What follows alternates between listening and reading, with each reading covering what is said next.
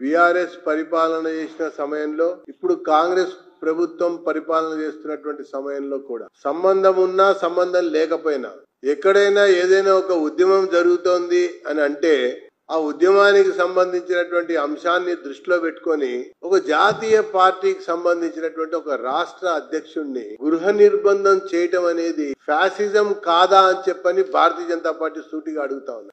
ప్రజాస్వామ్యంలో రాజకీయ పార్టీలకు సంబంధించినటువంటి కార్యకలాపాలు అనేక ఉంటాయి. దాంతో పాటు ప్రజలు పడుతున్నటువంటి పాట్లు ఇక్కట్లు మనోభావాలకు సంబంధించినటువంటి అంశాలు కూడా అనేకం ఉంటాయి. ఒక రాజకీయ పార్టీ నాయకుడిగా ఒక రాజకీయ పార్టీగా స్పందించాల్సి వస్తది. కానీ ఇక్కడ అర్థం లేకుండా ఆలోచన లేకుండా పోలీసులు ప్రభుత్వం మితిమీరి ఆ బీఆర్ఎస్ పరిపాలనలో అదే రకంగా కొనసాగింది. ఇప్పుడు ఈ కాంగ్రెస్ పాలన కూడా అదే రకంగా కొనసాగుతూ వస్తా ఉంది. ఆనాటి రాజశేఖర రెడ్డి ప్రభుత్వం నాటి నుంచి ఆ తర్వాత కాంగ్రెస్ పరిపాలన, రాష్ట్రంలో బీఆర్ఎస్ పాలన, ఇప్పటి యొక్క కాంగ్రెస్ ప్రభుత్వ పాలనలో ఉన్నతాధికారులు ముఖ్యంగా అది పోలీస్ అధికారులైనా రెవెన్యూ అధికారులైనా లేదా ఇంకా ఐఏఎస్ ఐపీఎస్ యొక్క ఉన్నతాధికారులు నాయకులకి మడుగులొత్తటం, నాయకుల యొక్క సలహాలో అనేక తప్పిదాలకి పాల్పడటం, దానివల్ల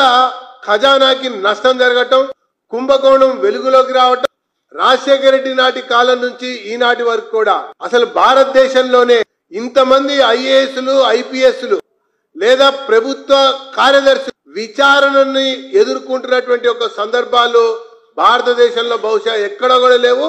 మన తెలంగాణ ఆనాటి ఆంధ్రప్రదేశ్ రాష్ట్రంలోనే సంభవించినాయని చెప్పని నేను పేర్కొంటా ఉన్నాను. రాజకీయ పార్టీ అధ్యక్షులని అరెస్ట్ చేయటం అనేది చాలా తీవ్రమైనటువంటి అంశంగా భారతీయ జనతా పార్టీ మరి పరిగణిస్తూ ఇప్పటికైనా ఈ ఐఏఎస్ ఐపీఎస్ ఉన్నతాధికారులు తమ పద్ధతి విధానం మార్చుకోవాలి. తప్పిదాలకు పాల్పడటం వల్లనే ఎదుర్కోవాల్సినటువంటి పరిస్థితి ఏర్పడుతుంది అన్నటువంటి అంశాన్ని నేను ఈ సందర్భంగా గుర్తు చేస్తూ తెలియజేస్తూ పద్ధతిగా నడుచుకుంటారని చెప్పని భావిస్తున్నా.